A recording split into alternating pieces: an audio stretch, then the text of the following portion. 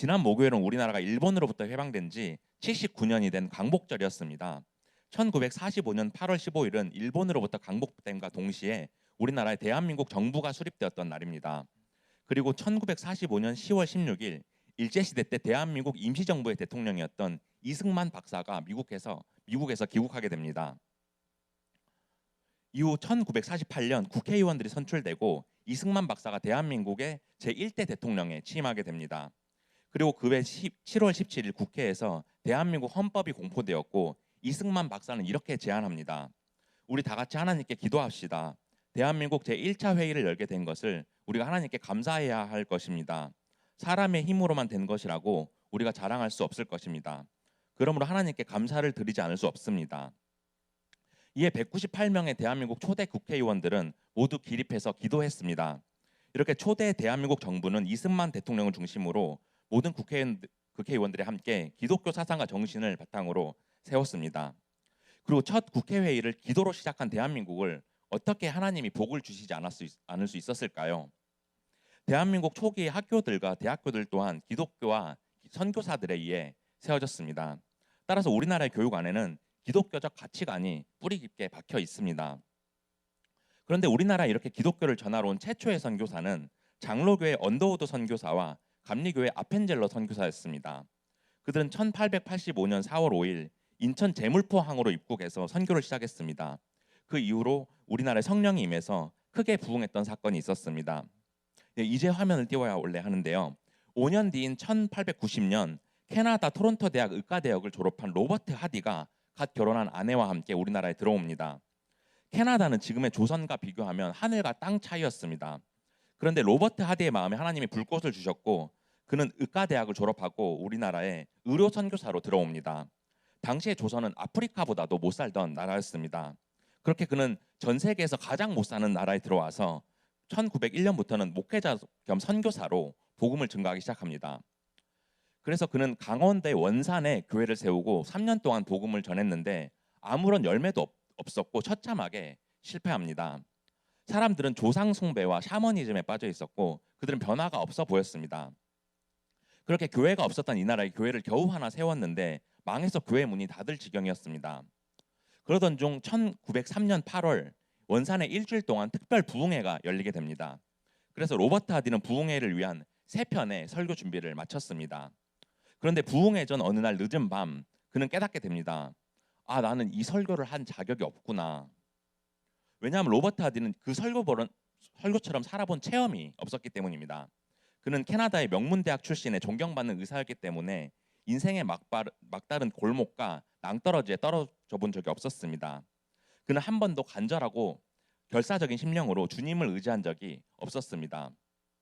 그래도 신학적으로는 잘 준비된 설교였지만 하나님을 체험하고 간증한 사실이 없었기 때문에 그제서야 이래서 내 선교가 망했었구나 이렇게 그가 깨달았던 것입니다. 그렇게 로버트 하디는 자신의 능력으로는 아무것도 할 수 없었습니다. 그래서 그는 떼굴떼굴 구르면서 밤을 새워 하나님을 부르짖었는데 성령이 임하는 놀라운 체험을 하게 됩니다. 그래서 그는 하나님의 일은 내 힘으로 하는 게 아니다 이런 깨달음을 얻게 됩니다. 당시에 조선 사람들은 캐나다 사람들이 음식물 쓰레기로 버리는 것보다 더한 못한 음식을 먹고 살았습니다. 그리고 약이 없고 주사 하나가 없어서 콜레라 같은 전염병이 돌아서 5만 명이 죽었습니다. 또 씻지 못해서 더러운 냄새가 났고 길거리에는 굶어 죽어서 썩어가는 시체가 널려 있었습니다. 이렇게 열악한 삶의 조선 사람들 앞에서 잘 사는 캐나다의 의사였던 로버트 하디는 교만할 수밖에 없었습니다. 그래서 하나님은 그의 교만한 마음을 교인들에게 솔직하게 자백하고 회개하라고 명령하십니다. 그는 이 하나님 말씀에 순종했고 그가 섬기던 원산 교회의 성도들에게 고백합니다. 제가 그동안 선진국의 의사였고 명문대학 출신이라고 성령님을 의지하지 않았습니다. 그리고 조선 사람들이 너무 더럽고 미개하다고 무시하는 마음이 있었고 사랑하지 못했습니다. 이렇게 말하면서 눈물을 흘리고 회개했습니다. 목회자가 평신도들 앞에서 자신의 잘못을 고백하는 것은 매우 어려운 일이지만 로버트 하디가 순종한 이 사실은 회개의 본보기가 되었습니다. 그래서 원산교회 성도들은 이전에는 선교사님이 회개하라고 해도 어떻게 해야 되는지 몰랐는데 이 일을 통해서 기독교가 무엇인지 느꼈다라고 말합니다. 그저 먼 외국 사람인 줄 알았는데 성령 충만을 받아서 회개를 하고 성도들을 안아주고 악수해 주는데 거기서 사랑을 느꼈고 멀다고만 생각했던 선교사님이 가깝게 느껴지는 것입니다. 그렇게 원산교회 성도들은 기독교를 피부로 알고 느끼게 되었고 그들에게 성령이 임하게 되었습니다. 그런데 성령이 임한 그들은 밤에 잠이 오질 않았고 음식도 넘어가질 않았습니다. 그래서 그들은 그동안 살면서 지었던 죄의 목록을 작성해서 교회 성도들에게 함께 기도해 달라고 부탁하기 시작합니다. 내가 간음했습니다. 도둑질했습니다. 돈을 횡령했습니다. 이렇게 그들의 성령 충만함으로 양심이 살아나서 이때까지 지은 죄들을 회개하게 된 것입니다. 우리 요한복음 16장 8절 보겠습니다. 그가 와서 죄에 대하여 의에 대하여 심판에 대하여 세상을 책망하시리라. 이처럼 성령이 마음에 찾아오시면 죄를 깨닫고 의를 알게 됩니다.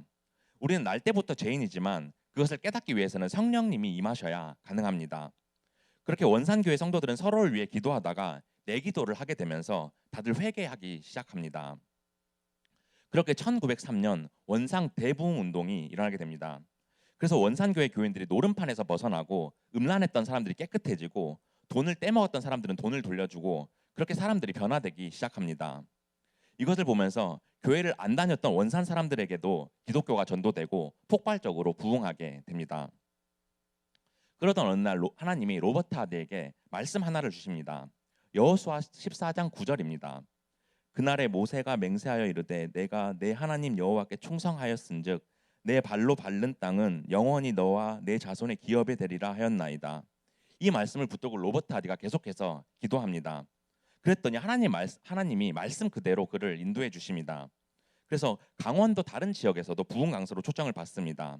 그리고 그가 밟는 강원도 땅에는 모두 성령님이 임해서 사람들이 죄를 회개하고 삶이 변화됩니다. 그런데 이 사실이 소문이 나서 개성에서 부흥회를 해달라는 요청이 들어옵니다. 그래서 그가 개성 땅을 밟았는데 또 거기서도 성령님이 임합니다. 그렇게 성령의 불길이 점점 커지다가 가장 강력하게 성령의 불길이 타오른 곳이 평양입니다. 여러분들 평양 대부흥 운동이라고 들어봤죠? 여러분들 평양이 동방의 예루살렘이다 이런 말 못 들어봤어요? 평양 대부흥 운동이 우리나라에서 되게 유명한데 1907년에 평양의 장대현 교회에서 이 평양 대부흥 운동이 시작되었고 이것이 회개 운동이었습니다. 우리 오늘 본문 17절에서 19절 보겠습니다. 살인하지 말지니라 간음하지 말지니라 도둑질하지 말지니라. 평양 사람들은 하나님이 말씀하신 살인, 간음, 도둑질을 하지 말라는 계명을 그동안 어겨왔는데 이를 회개하는 놀라운 일들이 일어났습니다. 이것은 로버트 하디로 인해서 강원도 원산에서 시작된 것이었습니다. 그리고 그 불꽃이 평양에서 가장 뜨겁게 타올랐고 그렇게 한국 전체 대부흥 운동, 즉 영적 각성이 일어나게 된 것입니다. 이처럼 로버트 하디의 원산 대부흥 운동은 대한민국 기독교인들의 기원이 되었습니다. 그렇다면 대한민국 기독교 지도자의 기원은 어디였을까요? 네, 바로 서울이었습니다. 당시에는 서울을 한성이라고 불렀는데 한성 감옥에 이승만이라는 청년이 갇히게 됩니다. 그는 기독교 정신을 바탕으로 임금을 쫓아내고 백성이 주인되는 나라인 민주주의 국가를 세우기 위해서 혁명을 모의했습니다. 그런데 이 사실이 탄로나자 한성 감옥에 투옥되었고 온몸이 으스러지는 고문을 받게 되었습니다. 이승만은 아펜젤러 선교사가 세웠던 배제학당 출신이었는데 그곳에서 가장 처음 기독교를 접하게 됩니다. 그는 성경을 읽으면서 기도하다가 이 사실을 깨닫게 되었습니다. 이 나라가 매우 어렵지만 오로지 남은 하나의 희망은 백성들을 기독교 교육으로 거듭나게 하는 것이다. 그래서 자신의 인생의 목적을 이 길을 준비하는 것으로 가게 됩니다. 그렇게 기독교 사상을 바탕으로 나라를 세우겠다고 결심한 이승만은 1903년 8월에 한성 감옥에 갇혀 있었고 1903년 8월은 로버트 하디 선교사가 원산에서 특별 기도회를 위해서 설교 3편을 준비했던 바로 그때였습니다. 그대로 이승만은 미국으로 건너가 국제 정치학을 전공해서 하버드 대학을 거쳐서 프린스턴 대학에서 박사학위까지 받게 됩니다. 이렇게 하나님은 기독교 사상을 바탕으로 우리나라를 세우시기 위해 기독교 국민들을 준비하시고 또 훌륭한 기독교 지도자까지 준비하셨습니다. 그리고 이승만은 대한민국으로 건국할 때 이 비전을 세웁니다. 대한민국이 세계 각국의 선교사를 파송해서 전도할 때 나중에 우리나라의 복과 권리가 크겠고 우리 영광이 미국, 영국과 같이 드러날지라. 그런데 놀랍게도 전 세계에서 우리나라가 선교사를 정말로 가장 많이 파송하는 나라가 되었습니다. 그리고 이승만 대통령이 얘기했던 나중에 우리나라의 복과 권리가 크게 될 것이다. 이 말도 이루어졌습니다. 우리나라가 20세기 기독교 성장률 1위가 되었고 물질적인 축복도 받아서 경제 성장률이 세계 신기록 1위가 되었습니다. 이 사실은 기네스북에도 올라와 있습니다. 대한민국이 건국되고 70년 만에 GDP가 3만 1000배 커진 것입니다. 3000배도 아니고 3만 1000배입니다. 영국이 산업혁명 이후에 GDP가 100년 만에 30배 커진 것에 비하면 정말 엄청난 것입니다. 따라서 기독교가 우리나라를 비정상적으로 빠르게 경제 성장을 시키고 전 세계에서 손꼽히는 선진 국가로 만들었다는 사실은 결코 그 누구도 부인할 수 없습니다. 그리고 비기독교인들조차도 이 사실을 인정하고 있습니다. 그렇게 대한민국은 해방 후 70년의 격동의 시기를 거치면서 1인당 GDP 80달러 수준의 가난한 신생 후진국에서 1인당 GDP 3만여 달러로 전 세계에서 손꼽히는 선진국으로 발전했습니다. 한강의 기적이라는 단어는 그다지 와닿지 않을 정도로 믿을 수 없는 발전을 한 것입니다. 이렇게 우리나라 하나님의 큰 복을 받았지만 또 한 번 큰 위기를 겪게 됩니다. 바로 1950년에 6.25 전쟁이 터진 것입니다. 전쟁이 일어나자 북한군과 중국 인민군이 새까맣게 몰려와서 괴뢰 정권의 나라를 점령당할 것이 거의 확정적인 상황이었습니다. 그런데도 이 상황을 역전시키고 우리나라를 6.25 전쟁에서 승리하게 만든 한 장군이 있었습니다. 그 사람이 누군가요? 다 알죠? 인상을 모르는 것 같은데 메가더 장군이죠. 화면에 사진 보겠습니다. 그는 당시 연합군의 총사령관이었고 인천 상륙작전을 주도했습니다. 독실한 기독교인이었던 그는 이 작전을 철저히 하나님의 말씀에 의지하면서 나아갔습니다. 그런데 당시 모든 미국 참모진과 미국 대통령 트루먼까지도 인천 상륙작전이 실패할 것이라고 말했습니다. 작전의 성공 확률은 500대 1이었습니다. 그래서 그는 오직 전능하신 하나님의 능력에 맡기면서 1950년 9월 15일 이 작전을 거행했고 결국 대성공하게 됩니다. 메가더 장군은 최전방에서 전쟁을 치르면서 하루에 한 장씩 꼭 성경을 읽었습니다. 인천 상륙작전을 준비하면서 그는 매일 저녁 함상에서 기도했고 그때 중대한 결정들이 독실한 신앙과 기도의 응답이었음을 고백했습니다.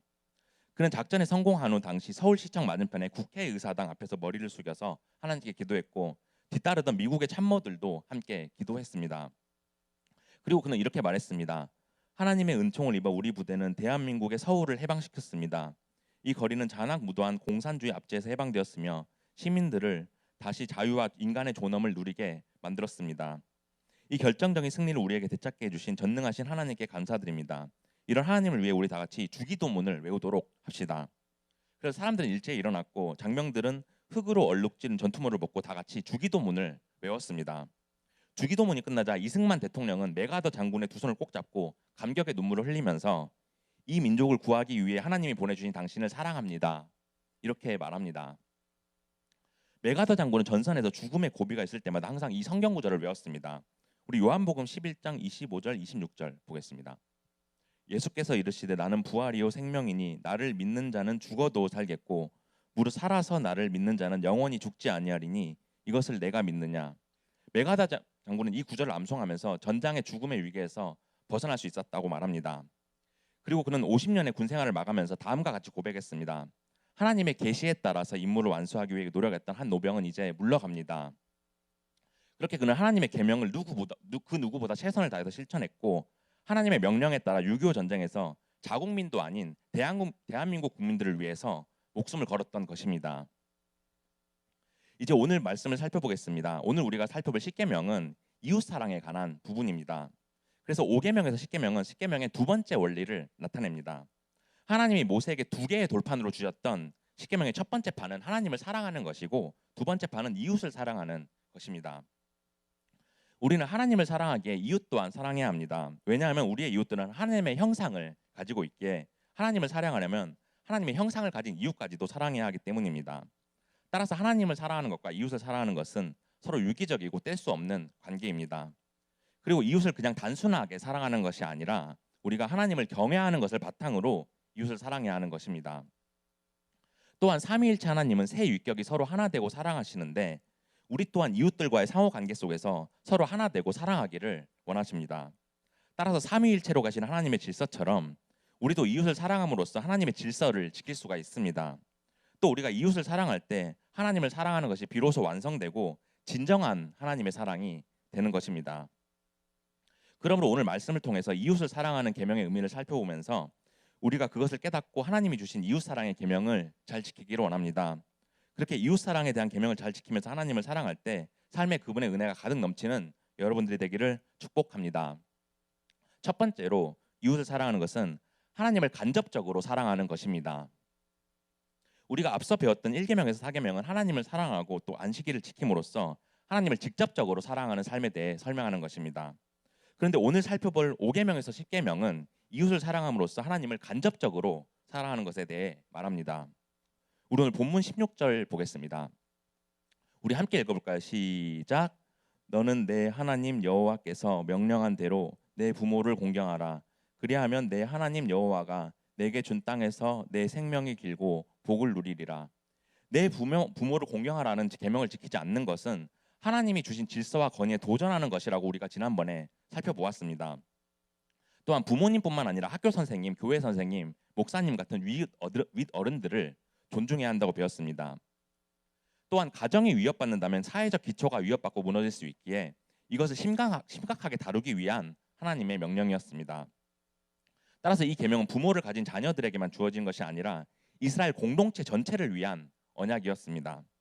그러므로 단순히 행복한 가정을 위한 수단을 넘어서서 하나님의 통치를 받는 이스라엘 공동체에서 나이가 많은 사람들의 권위를 보호하기 위한 것이었습니다. 따라서 이 계명은 하나님을 사랑한다면 이스라엘 공동체를 위해서 하나님의 언약을 진지하게 받아들여야 하는 것을 말합니다.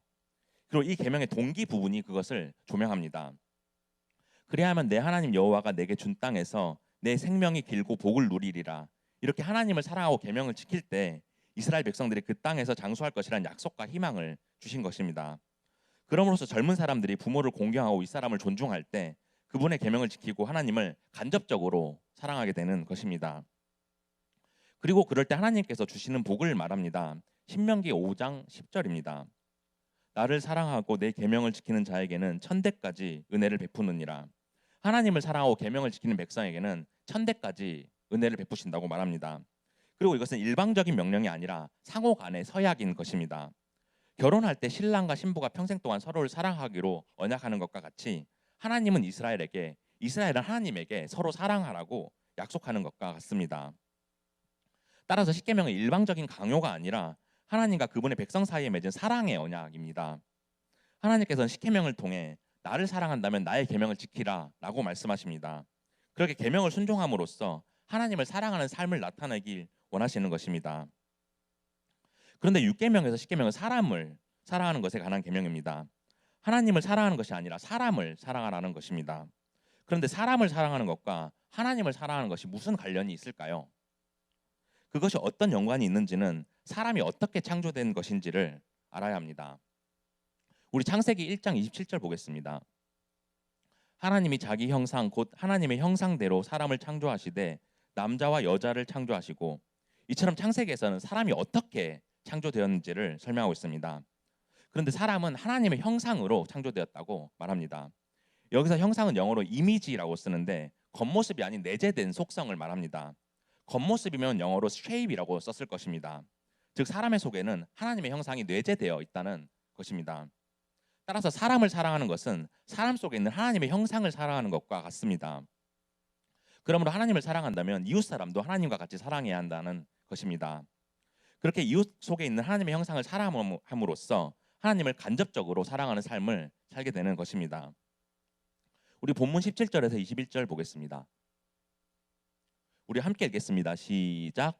살인하지 말지니라, 간음하지 말지니라, 도둑질하지 말지니라, 내 이웃에 대하여 거짓 증거하지 말지니라, 내 이웃의 아내를 탐내지 말지니라, 내 이웃의 집이나 그의 밭이나 그의 남종이나 그의 여종이나 그의 소나 그의 낙이나 내 이웃의 모든 소유를 탐내지 말지니라. 이웃을 사랑함으로써 하나님을 간접적으로 사랑할 수 있지만 이와 같은 이웃 사랑에 관한 계명을 조선 사람들은 지키지 못했습니다. 그리고 이 사실을 그들이 회개했을 때 조선 땅과 우리 민족에게 영적 각성이 일어났고 평양 대부흥 운동이 일어났습니다. 그렇게 그들이 하나님께로 돌아오고 하나님을 사랑하게 되었습니다. 그러므로 우리가 이웃을 사랑하는 것은 하나님의 형상을 사랑하는 것임을 깨닫기 원합니다. 그리고 하나님의 형상인 이웃을 사랑하는 것이 하나님을 간접적으로 사랑하는 것임을 깨닫기 원합니다. 그럴 때 이웃을 진심으로 사랑함으로써 하나님 사랑을 완성하는 여러분들이 되기를 축복합니다. 둘째로 이웃을 사랑하는 것은 하나님의 창조 질서를 지키는 것입니다. 삼위일체 하나님은 태초부터 성부 하나님, 성령 하나님, 성자 하나님 세 위격의 한 분 하나님으로 계시고 서로 긴밀하게 협력하며 일하십니다. 그런데 하나님은 사람을 삼위일체의 형상대로 창조하셨습니다.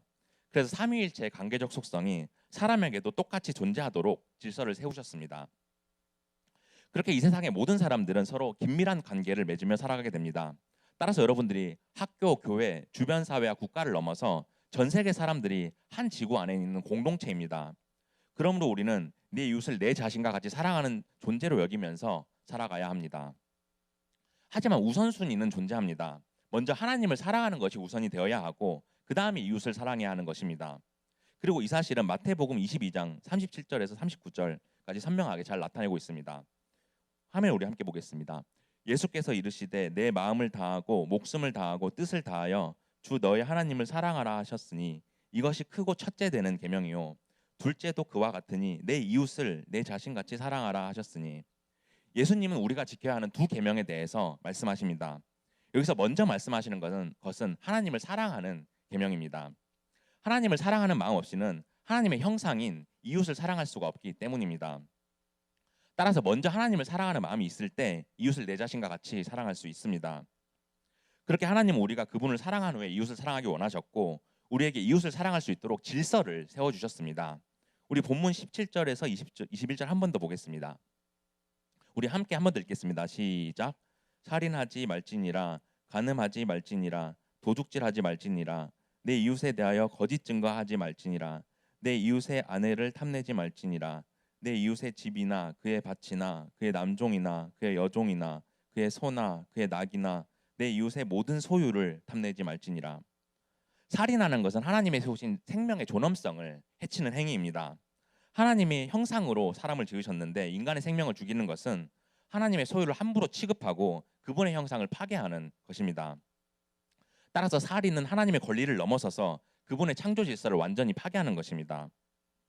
또한 간음하는 것은 사회의 기초가 되는 가정에 대한 공격이고 가정의 안정을 해치는 원인이 됩니다. 왜냐하면 간음은 부부 간의 성적 순결을 흔들어 놓음으로써 부부 관계를 무너뜨리는 것이기 때문입니다. 그리고 그 가정의 아내와 남편이 하나님과의 관계가 무너지게 하는 잠재적 위협이 되는 것입니다. 따라서 간음은 가정의 안정을 무너뜨리고 사회의 질서가 무너지게 하는 범죄입니다. 그리고 도둑질하는 것은 하나님이 분배해 주신 각자의 소유를 뺏어오는 것입니다. 왜냐하면 각 사람들의 소유한 것은 우연이 아니라 지극히 높으신 만유의 주인이신 하나님이 나눠주신 것이기 때문입니다. 따라서 이웃의 소유와 돈을 뺏는 것은 사람들 각자에게 소유를 분배하신 하나님의 질서를 깨뜨리는 범죄라는 것을 알아야 합니다. 내 이웃에 대하여 거짓 증거하지 말라는 것은 거짓말로 하나님의 거룩하신 형상을 파괴하지 말라는 것입니다. 왜냐하면 하나님은 거짓말을 할 수 없으신 분이기 때문에 거짓말로 인해 사람이 가진 하나님의 형상이 왜곡될 수 있기 때문입니다. 또 법정에서 재판을 받을 때 의도적으로 거짓 증거를 한다면 이웃의 재산이나 생명을 잃게 되므로 그들을 돕기 위해서 거짓 증거를 하면 안 된다는 것입니다. 마지막으로 내 이웃의 모든 소유를 탐내지 말라는 물질에 대한 탐심과 정욕을 말하는 것입니다. 그렇게 우리 마음이 물질로 인해서 하나님을 사랑하는 마음을 방해받지 못하게 하는 것입니다. 그래서 물질로 인한 탐심을 조금도 허용하지 않으시고 우리 영혼이 하나님 사랑에 머무르기를 원하시는 것입니다. 그리고 물질에 대한 탐심은 우상 숭배와 동일시되는 것이기 때문에 10번째 계명을 어기면 원점으로 다시 돌아오게 됩니다. 그렇게 나 외에는 다른 신들을 내게 두지 말라, 이 우상 숭배에 대한 1계명을 어기게 됩니다. 따라서 이웃 사랑에 대한 계명의 목적은 이웃을 사랑할 때 하나님의 의를 완성시키고 궁극적으로 하나님의 창조 질서를 세워나가는 것입니다. 우리 신명기 10장 12절 13절 보겠습니다. 이스라엘아, 내 하나님 여호와께서 내게 요구하는 것이 무엇이냐? 곧 내 하나님 여호와를 경외하여 그의 모든 도를 행하고 그를 사랑하며 마음을 다하고 뜻을 다하여 내 하나님 여호와를 섬기고 내가 오늘 내 행복을 위하여 내게 명하는 여호와의 명령과 규례를 지킬 것이 아니냐. 이처럼 우리가 하나님을 경외하도록 하기 위해서 하나님을 율법을 주셨습니다. 따라서 우리가 하나님의 소유된 백성으로서 하나님을 사랑하기 위해서 이웃을 사랑해야 합니다. 메가더 장군이 하나님의 계시를 지키기 위해서 목숨 걸고 인천 상륙 작전을 거행했던 것처럼 우리가 이웃을 사랑할 때 여호와 하나님의 명령과 규례를 온전히 지킬 수가 있는 것입니다. 그러므로 우리가 예수님의 말씀처럼 이웃을 내 자신과 같이 사랑할 수 있기를 원합니다.